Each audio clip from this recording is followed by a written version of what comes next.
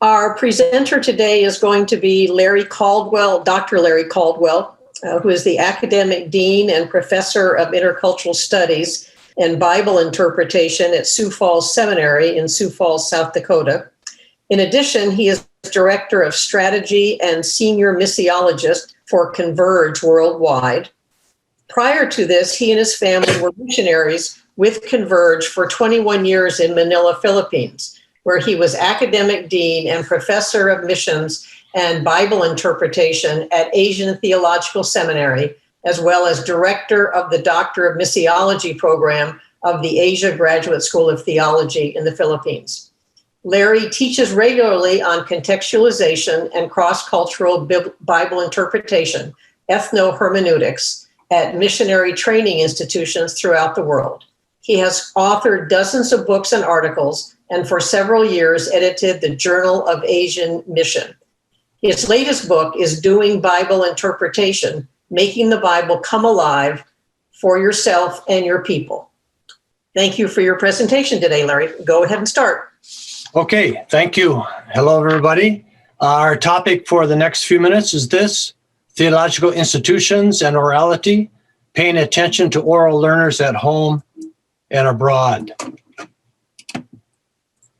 I want to start with three disclaimers to myself here today. First of all, I'm not an expert in orality, though I've been learning a lot over the last few weeks in preparation for this paper, as well as in our sessions today. I'm not an active participant in the orality movement, although I have read some of your stuff, and I'm very interested in that. And most of all, I have taught in reading-dominant theological institutions for all of my life. So that's my background for 35 years doing that. So I am, the last several years, just starting to see that I need to change my own ways of doing my teaching and assessing of students. So this is really on my heart now. What this paper will explore are four different things. First is the hegemony of the reading culture of the academy.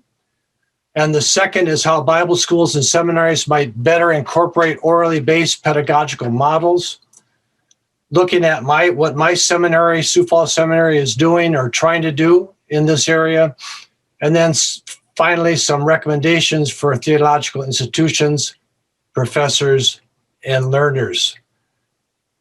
First off, I want to start off with a story, and I'm just going to read through this because I think it will set the stage very much for what we're going to be talking about here. This is the story of Jingboy.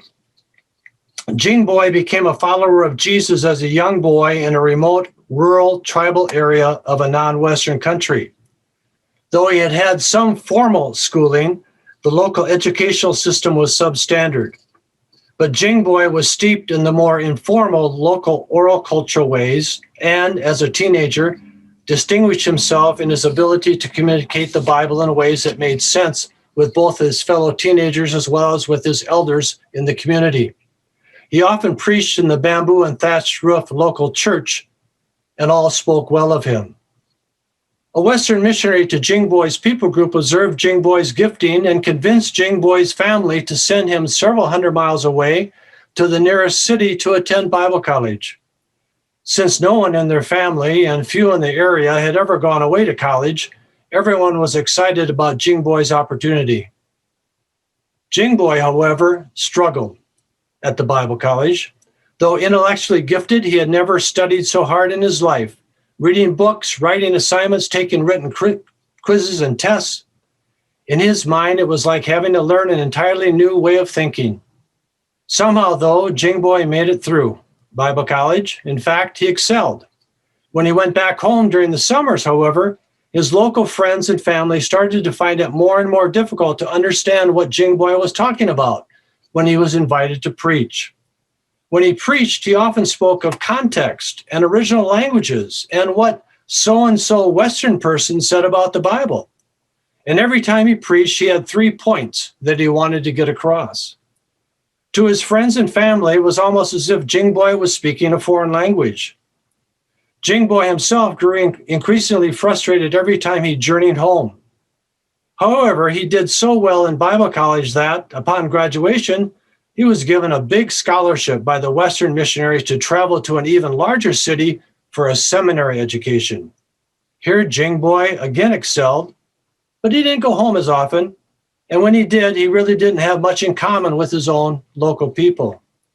Eventually, Jingboy ended up teaching at the seminary in the city.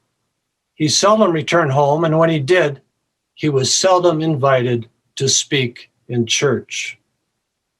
Now, Jingboy's story is a composite of several individuals I've known over the years, and perhaps you've known as well. What's wrong with this story? I think there's at least 5 points that we can learn here. First, Jingboy was extracted from his own culture and cognitive environment. Second, his local orality-based cognitive environment and oral system of learning was not valued by the local Western missionary. Third, the Western missionaries thought that he needed to learn another educational system, a reading preference system, in order for him to excel in his own spiritual giftings and even preaching at the local church. Fourth, he struggled in learning the new reading culture, but soon viewed it as superior to his own oral culture's communication style. And 5, as his new reading culture knowledge and ability grew, he increasingly could not communicate with his own people. With those thoughts in mind and that story, let me move on to the first part, the hegemony of the reading culture of the academy. I'm not going to take a lot of time on this. I've written extensively in other places on this particular topic, and you can look at the bibliography if you want to find out more about what I think on these things. But just in a nutshell, there are at least 2 issues to really consider and a third alternative. The first is colonization, and that's the fact that we really have to take in mind or keep in mind always that our systems of theological education worldwide, not just in the West, but in the non-West as well, have come from the Western world and have come from the colonization of the Western world of the rest.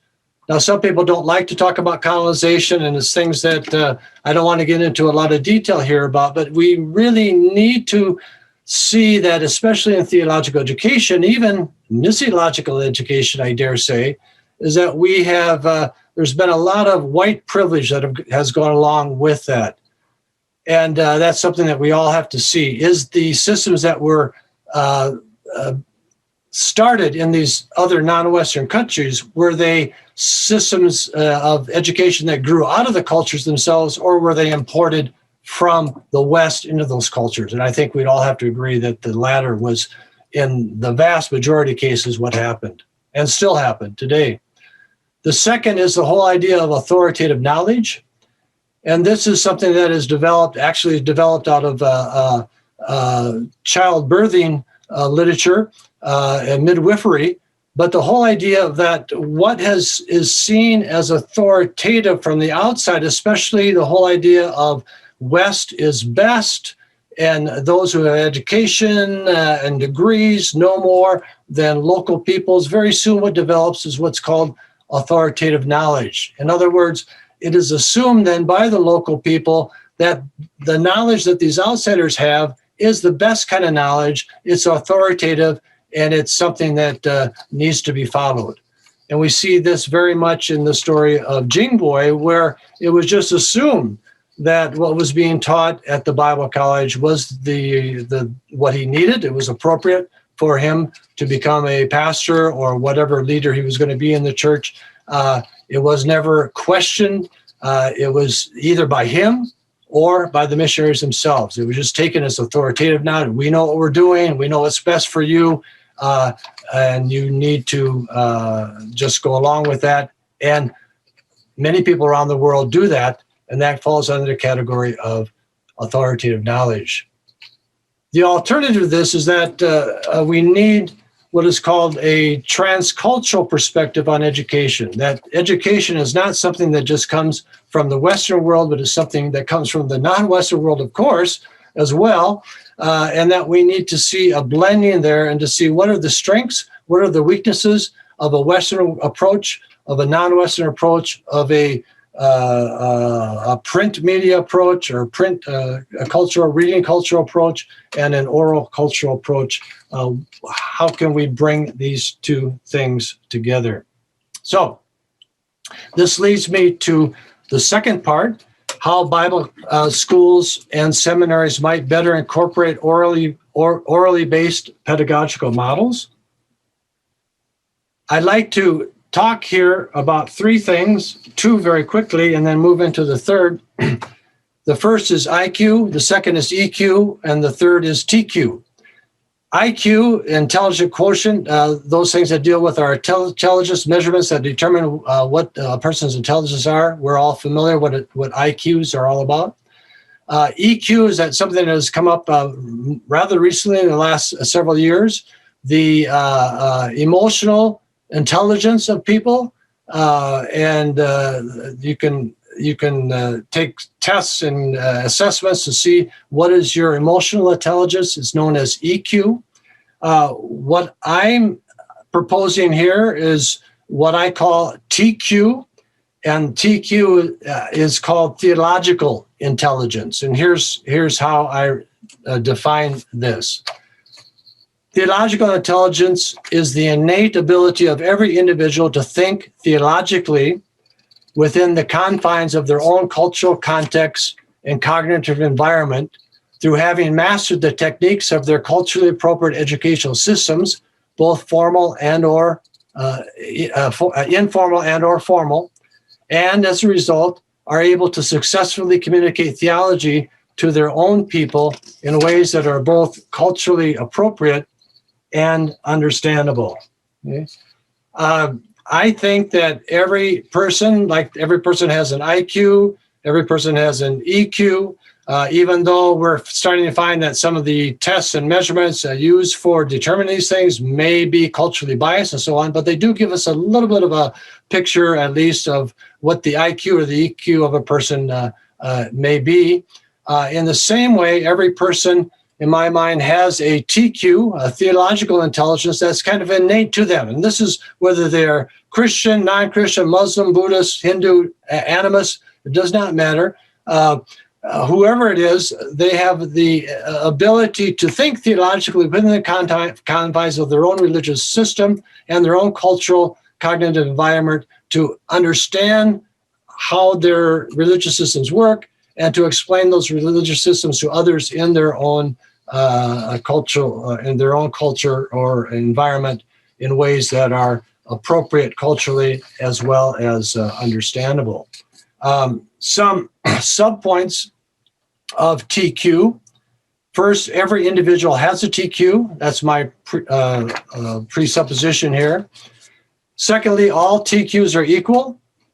There is no privileging of one TQ over another. In other words, all learning styles that undergird one's TQ, whether orally based or reading based or some combination, are culturally conditioned. Hence, all learning styles are valid and equal.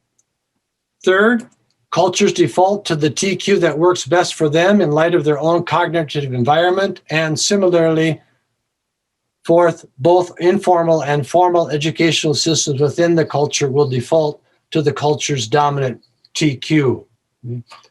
Now, having said all that, the Western Academy has, though they're not using the word, the concept of TQ, they are defining it in a way that is something like this.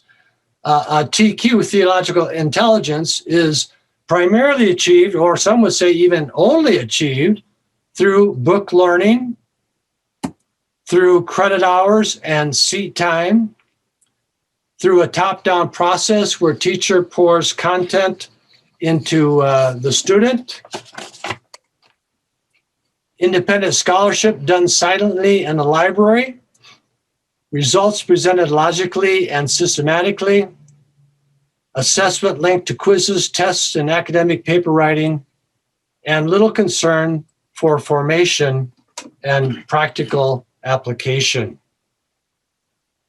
Now, you can argue with me about maybe not all Western academic institutions really think all of these things, but predominantly underlying the philosophies are most of those institutions is these 7 things here. And I think that we need to be honest when we look at what are our academies really, what's foundational to them, and how does that impact on others who are not from that same theological intelligence background, especially such as oral learners. So my question in all of this is, who says? Who says that this is the academic way of doing things? Who says this is academic? Who says this is the way that theological education should be done? I'd like us rather to think of oral understandings of theological intelligence, which incorporates many of these concepts. And again, you all are more expert at this than I. I'm just trying to glean some of what I think are some of the most pertinent, especially for theological training. First, learning is group-oriented. Second, learning is achieved through both formal and informal gatherings of the community. Third, involves peer learning, where the teacher guides the group in coming to proper conclusions through extended conversations, a sort of communal scholarship done through lively conversations. Results presented appropriately according to the cognitive environment of the specific group. Assessment linked to the learner's ability to actually communicate theology to others in the same cultural context. And I really want to underscore that to really be able to do it. We know there's a lot of theological seminary graduates who get 4.0s in the classroom, but cannot communicate that once they get out of the classroom. And much concern for formation and practical application. So with those things, thinking about where most theological institutions are, thinking about the place of theological intelligence and the where we need to think about in terms of oral learners, I want to share a little bit about what we're trying to do here at Sioux Falls Seminary. It's just very preliminary. We are not by any means experts, but we are trying to take the concept of theological intelligence seriously. And so I thought it may be helpful to have me just share for a few minutes what's going on here, and then I'll get to some recommendations. So some aspects of Sioux Falls Seminary. First of all, for 160 years, we've been a seminary plus, and for 160 of those years, it was exclusively a reading-dominant seminary. In 2014, we started what we call the Kairos Project, which is a whole new philosophy of how to do theological education. We started out with 15 students in a pilot program. Today, 7 years later, we have over 800 students. So it seems to be meeting some kind of a need for theological education.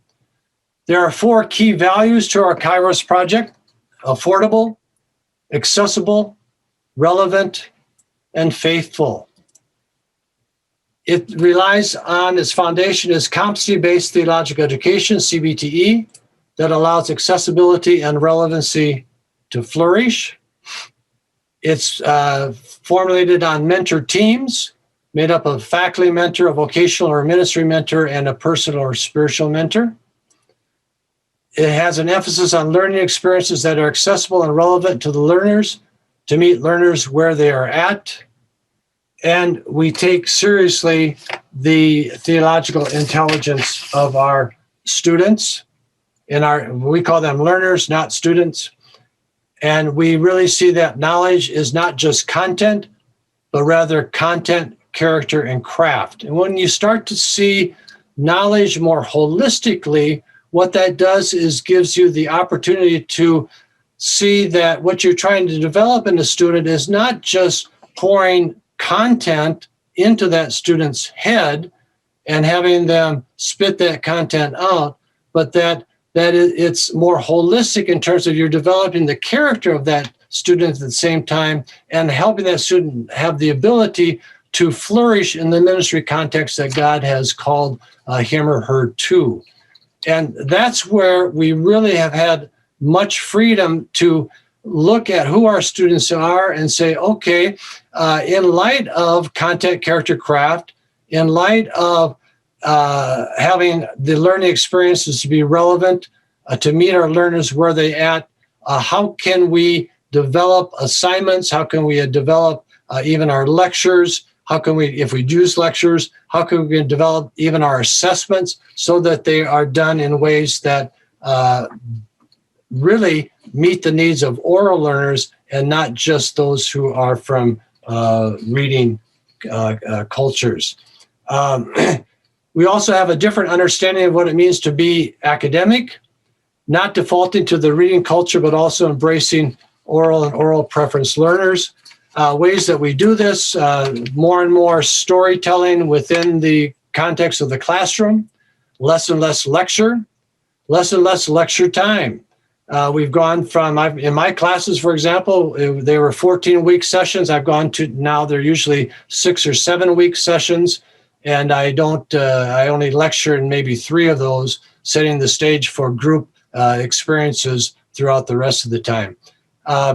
It's doing it at all sorts of different levels, emphasizing peer and group learning and assessment, oral and visual techniques, and really trying to serve the church, not the academy. And that's a key thing that we have to remember in all of this is what are we doing our theological education for?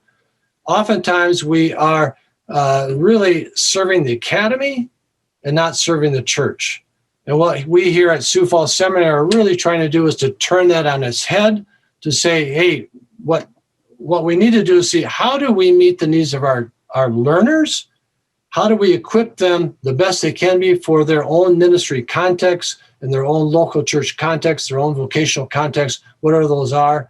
And yes, we are very academic in the sense that we are fully accredited both regionally and by our the Association of Theological Schools, ATS.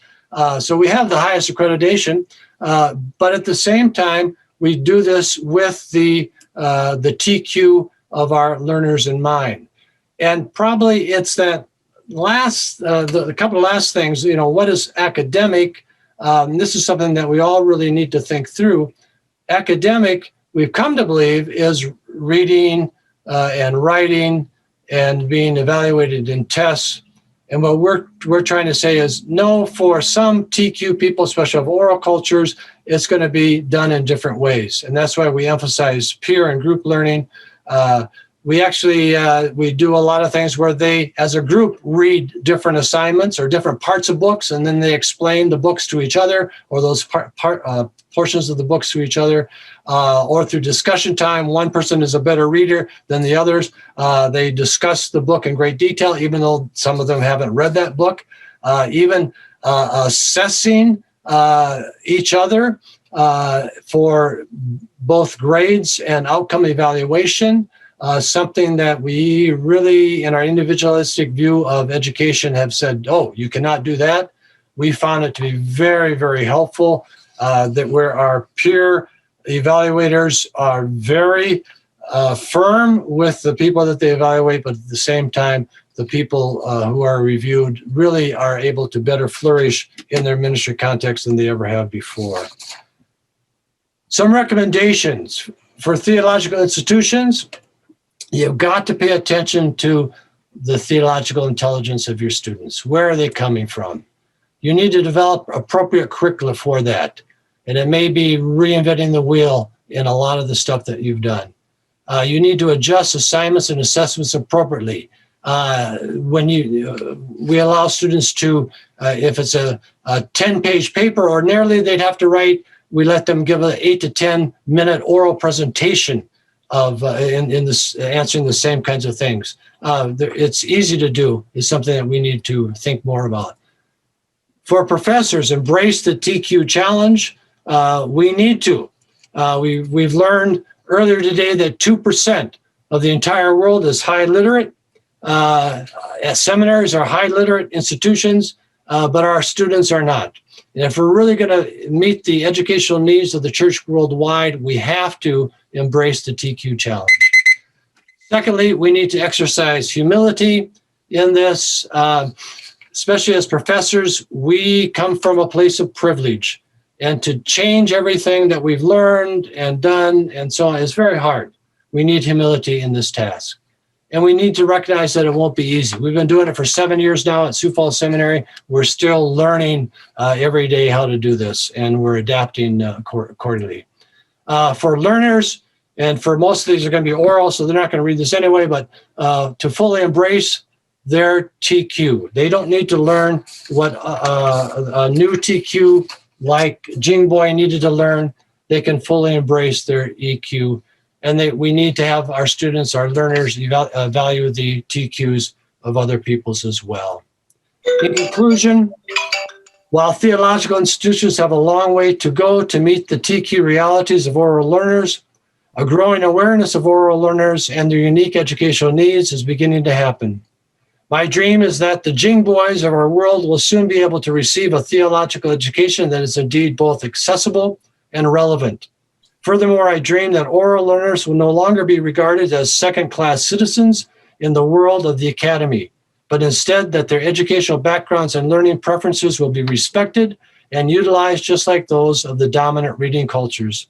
When this happens, Bible colleges and seminaries worldwide will be closer to truly meeting the training needs of the Christian constituencies that they serve.